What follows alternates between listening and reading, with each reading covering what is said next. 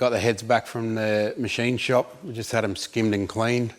This is a budget job. It's like a $500 wrecker engine, so it's not worth spending too much money on. We already knew what was wrong with it because it's already been in a car, so we just had the heads decked, clean up the block, and we're going to put some head studs in and kinetic gaskets, steel gaskets in it, and then we'll just throw it back in the car. If it blows up, we'll just put another one in it because they're pretty much consumable engines in Australia. They're not worth anything, so there's no point rebuilding them. So yeah, we'll just strip it all down and throw it back together.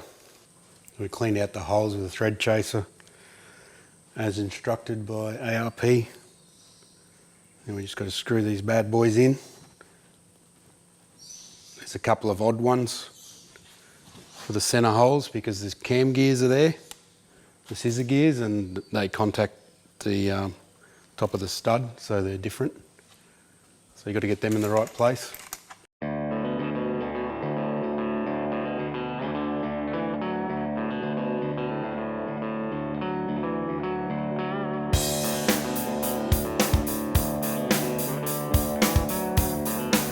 Is it like Christmas, bro? Not really.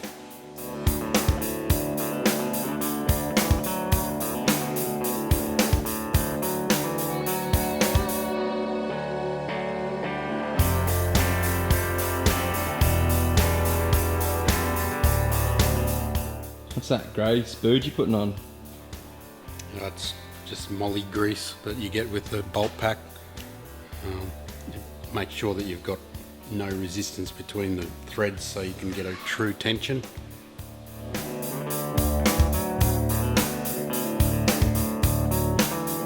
The aftermarket head studs increase the clamping force between the cylinder head and the block, which keeps the heads pulled down tight under higher cylinder pressures of a boosted engine.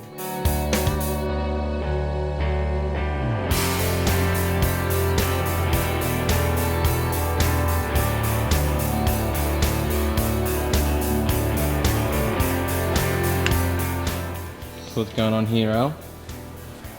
Just putting the lifters back in, or the cam buckets. So we kept them in order. Got the head number, left hand side, exhaust. They're just in line with the camshaft, front, back. So it's just a matter of putting them back in again.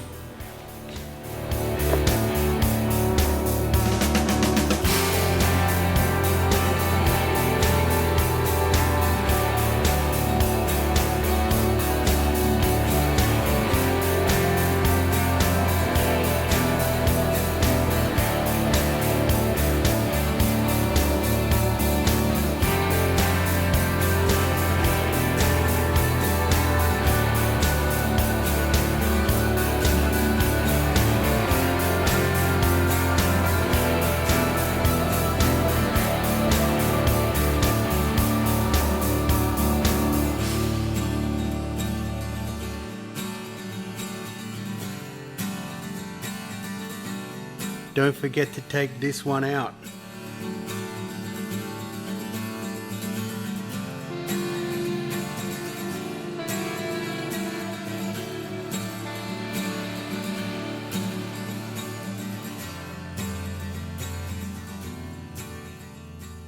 We've got the cylinder heads on, the cams in.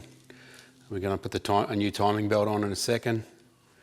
Got the tensioner wound back, that's a little tensioner lock there. All this stuff was replaced. It's only done 10,000 Ks, so we're not going to replace any of that. We've just done the seals on the heads. We've done a few mods to this stuff around here, blocked a few things off, changed the heater hoses to 1/2 inch because they're tiny little things. Just some silver soldering and a screw-in fitting. We've got to put the starter motor in. It's in the valley on these engines. Don't forget to put it in, it's a pain in the arse if you do. You've also got to wire it up before you put it in, so it's not easy to get at. You've got to take the manifold off to get it out. So first of all, test it. It's been sitting around for a while, so I've tested it already, it works fine. Then we just got to put a small wiring loom on it just to go to a junction outside of the engine valley. So it's got your main power wire from the battery and your start wire. So we just put them onto a junction point and that onto just another connector that'll then go to the relay. So that's got to go in now.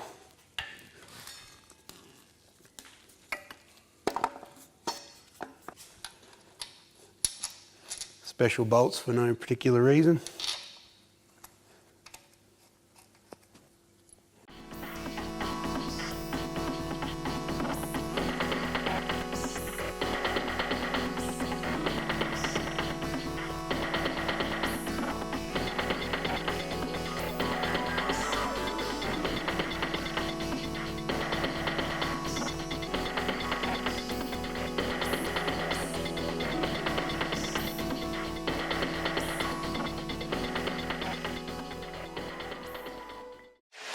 Yeah, I'm no spray painter, but those covers are pretty shiny, eh?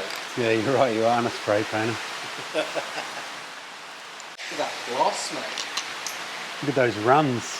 What runs?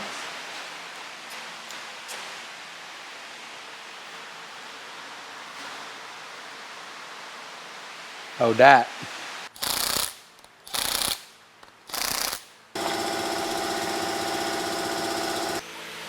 Why is there like a billion holes in that thing, This was actually a fan pump, so it's virtually just like a power steering pump built into the front there, that was driven off the serpentine belt, because the old Lexuses had a hydraulic fan, which is a big thing. It worked really well because they can just control the speed of the fan with the hydraulic pump via a solenoid. So you wouldn't get the fan coming on really hard and then turning off. It'd just slowly speed up and down as it was required. So there was a lot less noise, which is what they were sort of aiming for back then.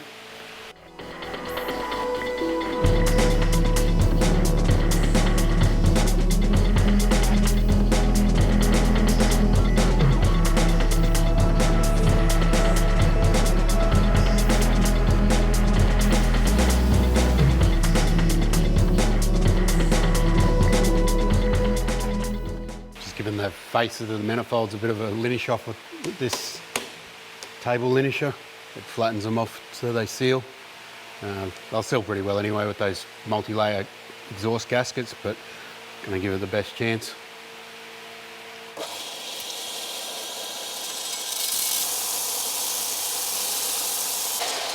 Even though we had them welded to the table, they still get a little bit of a bend in them. It's not too bad. Starting to cut into it already. So as long as we got a good sealing surface around the ports, that's all that really matters.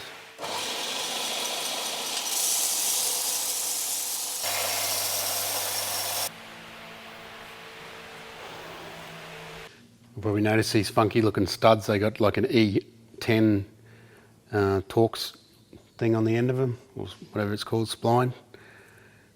These are pretty cool to get in and out when you have to, because you can just stick the bit on it, as you saw.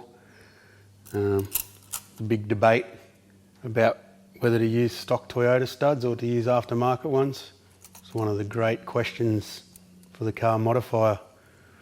I prefer to use the stock ones, but it's, you know, sometimes they don't fit. But you're never going to be the fastest stock stud Toyota engine guy in the world if you don't use stock studs, so you really need to think about that.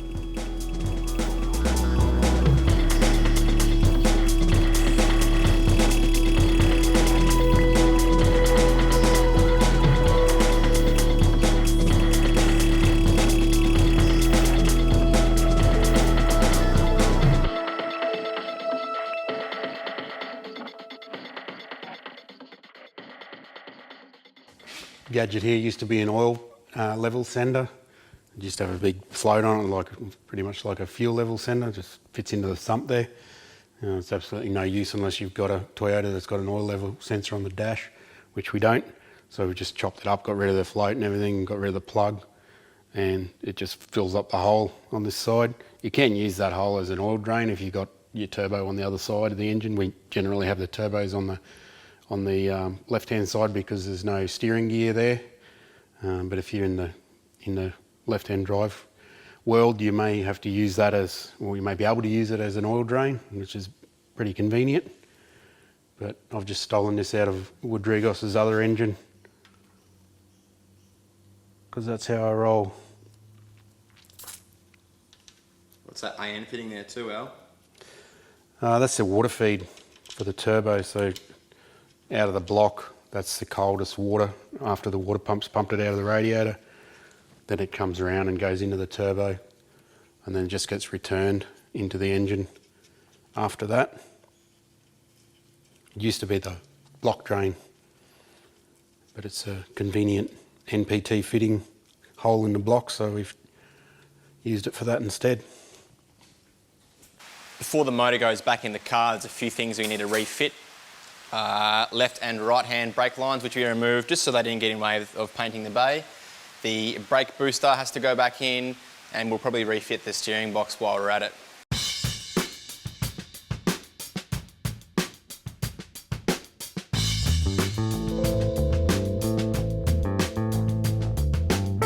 We don't beat around the bush reassembling the engine bay parts, but we do have to be careful not to scratch a freshly painted bay.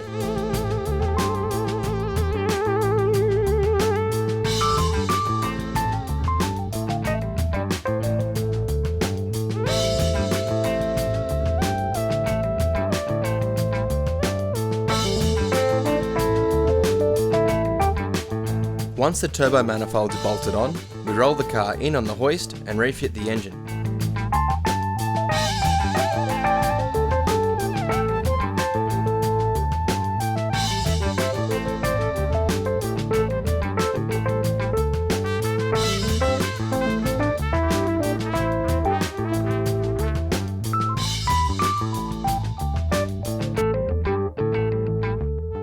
Just finishing off the gearbox mount before we put the gearbox in for good.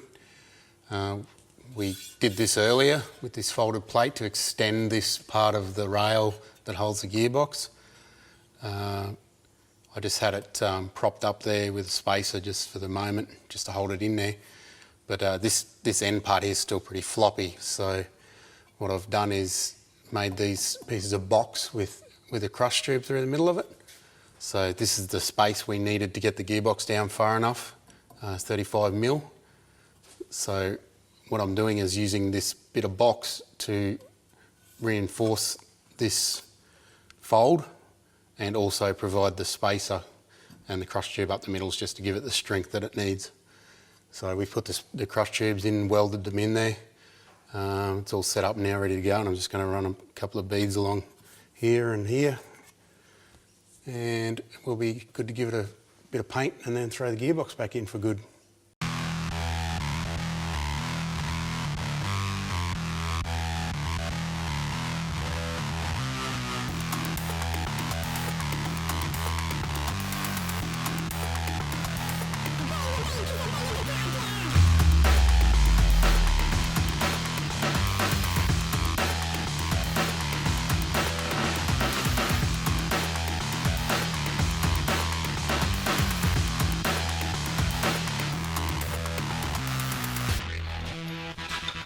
Question, how long have you had that gearbox jack for? I've had it for a long time, but it was an engine crane before it was a gearbox jack. I got a new crane and chopped it up and made it into a gearbox jack. Now, before you lose your shit on the YouTube comments about me doing one bolt up without starting the rest of them, Toyota fixes that for you because it's got one odd converter bolt that has a shank around it. It's pretty hard to see on that one.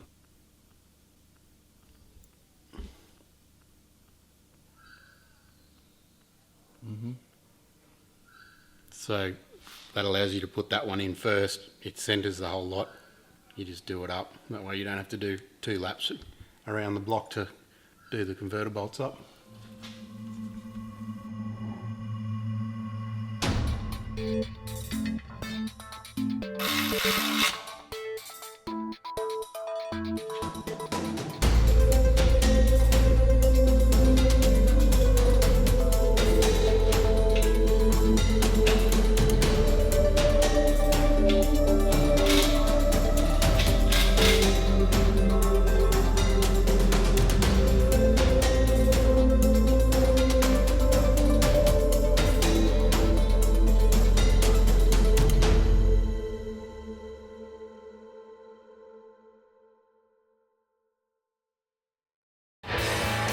It's time to get back on the TIG and stuck into some fabrication to make up some intercooler pipes and a dump pipe.